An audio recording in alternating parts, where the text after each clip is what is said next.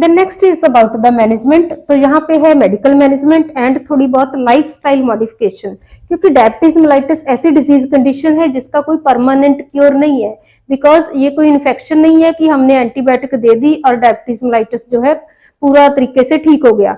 ये ऐसी ट्रीटमेंट नहीं है, इसको हम जस्ट कंट्रोल कर सकते हैं। तो यहाँ पे हम क्या करेंगे, इसकी मेडिकल मैनेजमेंट में मेनली देते हैं यहाँ पे इंसुलिन थेरेपी।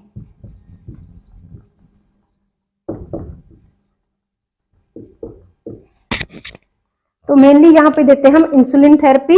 इंसुलिन की जो है डोज सेट की जाती है according to the level of glucose in the blood of the patient. तो पेशेंट के ब्लड में कितना लेवल है ग्लूकोज का, उसके अकॉर्डिंग पेशेंट को इंसुलिन की डोज जो है वो सेट की जाती है ना, कि पेशेंट जो है वो डेली इंसुलिन इंजेक्शन पेशेंट ने लेना होता है।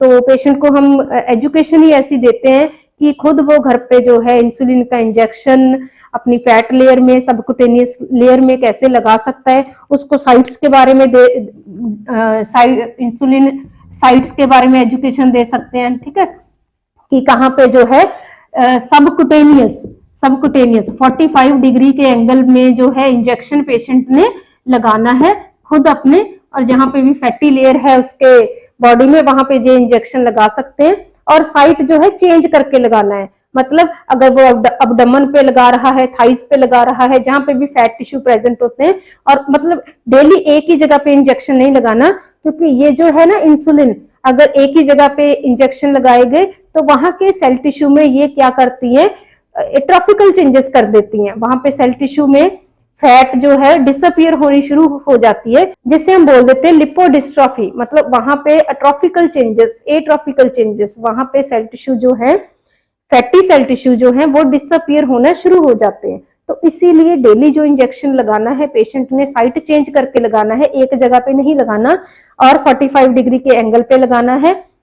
और साथ में इसके एक चीज और ध्यान रखनी है कि ये खाली पेट नहीं लगाना, क्योंकि एकदम से इंसुलिन का इंजेक्शन जो है पेशेंट को हाइपरग्लाइसीमिया से हाइपोग्लाइसीमिया में भी भेज सकता है। एकदम से उसका शुगर लेवल बहुत डाउन हो सकता है, वो एक अनकॉन्शियस स्टेट में भी जा सकता है ग्लूकोज लेवल कम होने की वजह से। तो इसीलिए डाइट का भी साथ में ख्याल रखना है। कभी भी इंसुलिन का इंजेक्शन जो है उसके बाद खाना पीना है, मतलब उससे पहले भी खाया होना चाहिए। पेशेंट को खाली पेट ये इंजेक्शन नहीं लगाना। देन लाइफस्टाइल मॉडिफिकेशन भी कुछ करनी पड़ेगी पेशेंट को, जैसे हम मॉर्निंग वॉक के लिए एडवाइस कर सकते हैं ताकि एक्स्ट्रा ग्लूकोज जो है वो यूज हो जाए। इवनिंग वॉक के लिए पेशेंट को एडवाइस कर सकते हैं। डेली उसने केयर कैसे करनी है, अपनी न्यूट्रिशन में कम से कम शुगर लेना है। तो ये सारा थोड़ा बहुत लाइफ मॉडिफिकेशन जो है, मेडिटेशन कर सकता है पेशेंट स्ट्रेस फ्री रहने के लिए, क्योंकि जितनी स्ट्रेस होगी उतना ही हार्मोनल प्रॉब्लम आएगी, और ये हार्मोनल प्रॉब्लम है उतना ही उसको जो है डायबिटीज मेलाइटिस जो है फिर कॉम्प्लिकेटेड होती जाएगी। सो this is about the management, how we can control the glucose level with the help of insulin therapy, and how we can change our lifestyle, modify our lifestyle and control the diabetes mellitus. So this is about the management. Then next about the complications. Then next about the complications. इस disease condition की बहुत सी complications है, और उस complications को हम बोल देते हैं मेनली तो 3 पैथीज। तो 3 पैथीज है यहाँ पे, कौन कौन सी, नेफ्रोपैथी, दूसरी है रेटिनोपैथी, एंड तीसरी है यहाँ पे न्यूरोपैथी। तो 3 पैथीज हैं। जैसे ही डायबिटीज मेलाइटिस जो है क्रॉनिक हो गई, मतलब बहुत पुरानी हो गई, तो ये बहुत सारी और प्रॉब्लम्स क्रिएट करेगी उस पर्सन को।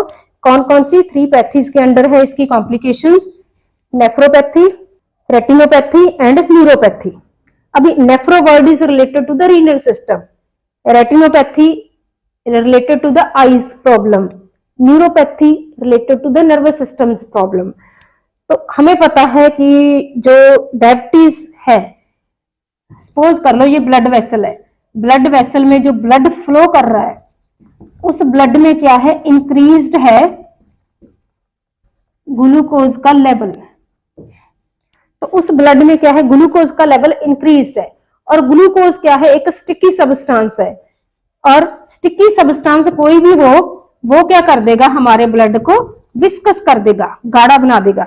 जैसे हम बोलते थे कि ट्राइग्लिसराइड है, फैट अगर बढ़ जाए तो ट्राइग्लिसराइड जिसके भी इंक्रीज होते हैं उसका खून गाढ़ा हो जाता है, तो ऐसे ही जिसके भी ब्लड में ग्लूकोज बढ़ जाए उसका ब्लड जो है विस्कस हो जाता है, वो भी एक तरीके का गाढ़ा हो जाता है, स्टिकी हो जाता है।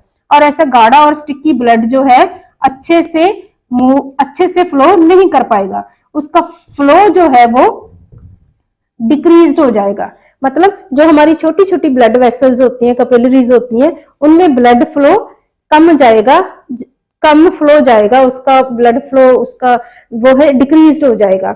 और इसकी वजह से जो हमारे सेल टिश्यू हैं उनको अच्छे से ब्लड सप्लाई नहीं हो पाएगी।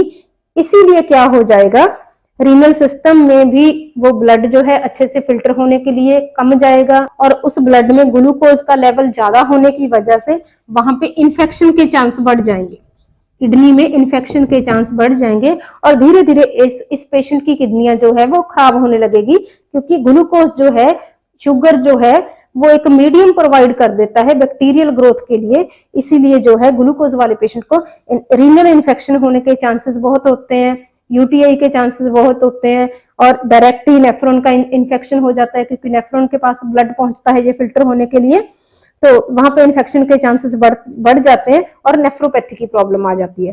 तो ऐसे ही ये जो ब्लड है वो अच्छी हेल्दी क्वांटिटी में, जो रेटिना हमारी ज्यादा वेस्कुलर लेयर है आईज की, वहां पे भी अच्छा हेल्दी ब्लड फ्लो नहीं कर पाएगा, और ब्लड विजन की प्रॉब्लम आएगी, रेटिनल डैमेज की प्रॉब्लम आएगी धीरे धीरे, जिसे बोलते हैं रेटिनोपैथी। ऐसे ही नर्वस सिस्टम की प्रॉब्लम आएगी, नर्वस सिस्टम में भी जो है पेशेंट जो है अच्छे से सेंसिबली जो है उसका नर्वस सिस्टम काम नहीं कर पाएगा। सो this is about the complications. और कॉम्प्लिकेशंस कुछ और भी हैं डायबिटीज मेलाइटिस की, लाइक जैसे ही डायबिटीज पुरानी हो गई तो पेशेंट जो है डे बाय डे वीक होता जाएगा, वेट लॉस, फटीग, डिहाइड्रेशन की वजह से सेमी कॉन्शियसनेस, अनकॉन्शियसनेस, जहां जो है बहुत ही ज्यादा ड्राई स्किन, ऐसी प्रॉब्लम्स आएगी। देन और भी है इसकी कॉम्प्लिकेशन, फॉर एग्जांपल एक और भी है लाइक डायबिटिक कीटोएसिडोसिस, ये एक मेन कॉम्प्लिकेशन है। डायबिटिक कीटोएसिडोसिस मेन कॉम्प्लिकेशन है डायबिटीज मेलाइटिस की। Diabetic word is related to diabetes, keto word related to ketone bodies, और एसिडोसिस मतलब कीटोन बॉडीज बहुत ज्यादा इंक्रीज्ड हो गई हमारे ब्लड में। तो कीटोन बॉडीज कहां से आ गई, अभी ग्लूकोज तो यूज नहीं कर रहा, इंसुलिन की कमी की वजह से जो सेल टिश्यू है वो ग्लूकोज नहीं यूज कर रहे एनर्जी प्रोडक्शन के लिए। इसीलिए हमने पैथोफिजियोलॉजी की एक साइड पे पढ़ा था कि एनर्जी प्रोडक्शन के लिए फिर सेकंड ऑप्शन क्या बचती है, जो हमारी बॉडी में प्रोटीन है, फैट है, उसकी मेटाबॉलिज्म शुरू हो गई थी। और जैसे ही प्रोटीन की मेटाबॉलिज्म होती है, प्रोटीन की मेटाबॉलिज्म का एंड प्रोडक्ट जो है कीटोन, कीटोन बॉडीज जो है वो पैदा होती हैं।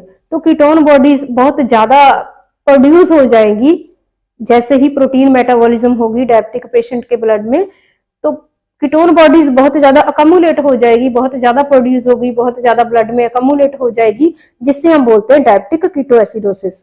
क्या कारण है इसके पीछे, प्रोटीन मेटाबॉलिज्म ज्यादा है, इसीलिए कीटोन बॉडीज की प्रोडक्शन ज्यादा है, और इतनी ज्यादा प्रोडक्शन होगी कि उसने हमारे ब्लड को एक एसिडिक स्टेट में पहुंचा दिया, जिससे हम बोलते थे ये डायबिटिक वाले पेशेंट में ही होती है, इसीलिए इसे बोलते हैं diabetic ketoacidosis. It is a complication of diabetes mellitus. Then और इसकी कॉम्प्लिकेशन क्या है, वेट लॉस हो गया, डिहाइड्रेशन हो गई, डायबिटिक कीटोएसिडोसिस हो गई, ये 3 पैथीज हो गई। So this is about the complications of diabetes mellitus. Then इसके बाद नर्सिंग केयर भी है डायबिटीज वाले पेशेंट को, हम क्या एजुकेशन दे सकते हैं, वही मॉर्निंग वॉक की, इवनिंग वॉक की, अपने जो शूज है वो टाइट ना पहने, अदरवाइज कोई ना कोई इंजरी हो जाएगी। और है एक कॉम्प्लिकेशन डिलेड वुंड हीलिंग, क्योंकि डायबिटिक वाले पेशेंट को अगर इंजरी हो गई तो उसका जख्म जो है वो, उसके जख्म की जो हीलिंग है वो डिले हो जाएगी। डिले मतलब नॉर्मल से ज्यादा टाइम लगेगा उसके वुंड को हील होने के लिए, that is called delay wound healing. मतलब जो नॉर्मली हमारे बिना डायबिटिक पेशेंट के, जिनको डायबिटीज नहीं है, उनके अगर इंजरी हो जाए वो जल्दी ठीक हो जाएगी, लेकिन डायबिटिक वाले पेशेंट को अगर इंजरी हो जाए वो जल्दी ठीक नहीं होगी, बिकॉज उसमें ब्लड जो है अच्छे से फ्लो नहीं कर पा रहा। कहीं पे भी इंजरी हो जाए उसे ब्लड सप्लाई प्रॉपर नहीं होगी, क्योंकि इंजरी को हील करना होता है हेल्दी ब्लड सप्लाई में, क्योंकि ब्लड ने ही अपने साथ लेके आने हैं वहां पे क्लॉटिंग फैक्टर्स, एंटीबॉडीज, ड्रग का एंड प्रोडक्ट, प्रोटीन अच्छी वहां पे ट्रांसपोर्ट करनी है जो टिश्यू हील करेगी। तो ये सब चीजें जो है कम पहुंच पाएगी इंजरी वाली साइट में, और इसीलिए जो है वुंड हीलिंग डिले होगी डायबिटिक वाले पेशेंट में। और एक और प्रॉब्लम है डायबिटिक, ये जो है डायबिटिक फुट की प्रॉब्लम भी आती है डायबिटीज वाले पेशेंट को। मगर वो क्या है कि अगर डायबिटीज वाले पेशेंट का कोई जो है पैरों में, पेरिफेरल एरिया में, फॉर एग्जांपल पैरों में जो है कोई कट वगैरह लग जाए, तो वहां पे जो है अंगूठा वगैरह वो काटना पड़ जाता है, क्योंकि वहां पे अच्छे से ब्लड सप्लाई नहीं है, वुंड हीलिंग अच्छे से नहीं होगी, और जो ब्लड आ रहा है उसमें ग्लूकोज ज्यादा है, और ग्लूकोज ज्यादा होने की वजह से वहां पे इन्फेक्शन के चांस और बढ़ जाएंगे, और धीरे धीरे जो है छोटा सा जख्म भी एक अब्सेस फॉर्मेशन हो जाएगी, वहां पे पस फॉर्मेशन हो जाएगी, वो एक गैंग्रीन में चेंज हो जाएगा, और धीरे धीरे वो जो है एक जो है टो जो है पैर का वो काटना पड़ सकता है। सो this is about the complications, nephropathy, retinopathy, neuropathy, weight loss, diabetic ketoacidosis and delay wound healing, dehydration, unconsciousness. So these hypoglycemia, that is also a complication of diabetes mellitus। कि डायबिटीज mellitus वाला patient अगर ज्यादा medicine खा ले, ज्यादा injection high dose में लगा ले, तो इमीडिएटली जो ज्यादा ग्लूकोज लेवल था वो कम में चेंज हो जाएगा, हाइपोग्लाइसीमिया हो जाएगा, ग्लूकोज का लेवल नॉर्मल से बहुत ज्यादा डाउन चला जाएगा। तो वो भी एक कॉम्प्लिकेशन है डायबिटीज mellitus की। सो this is all about the diabetes mellitus। इसकी डेफिनेशन के बारे में पढ़ा, और कैसे ग्लूकोज जो है यूज नहीं हो पाता और इसीलिए ब्लड में ज्यादा कम्युलेट हो जाता है, उसके पीछे जो है कंसेप्ट है वो हमारा क्लियर हो गया। इसके बाद पैथोफिजियोलॉजी, साइन एंड सिम्टम, कैसे डायग्नोज करना है इस प्रॉब्लम को, देन मैनेज कैसे करना है, क्योंकि इसका कोई परमानेंट क्योर तो है नहीं, और धीरे धीरे कॉम्प्लिकेट होकर ये और क्या प्रॉब्लम क्रिएट करेगी, क्या क्या कॉम्प्लिकेशंस आएंगी, और कैसे नर्सिंग केयर में हम इस पेशेंट को एजुकेट कर सकते हैं, इंसुलिन इंजेक्शन के बारे में एजुकेशन दे सकते हैं, और डाइट कंट्रोल के बारे में बता सकते हैं, लाइफस्टाइल मॉडिफिकेशन के बारे में बता सकते हैं। तो होप सो ये टॉपिक जो है डिटेल में आपको क्लियर हो गया होगा। तो थैंक यू वेरी मच। अगर कोई डाउट है you can ask. Thank you.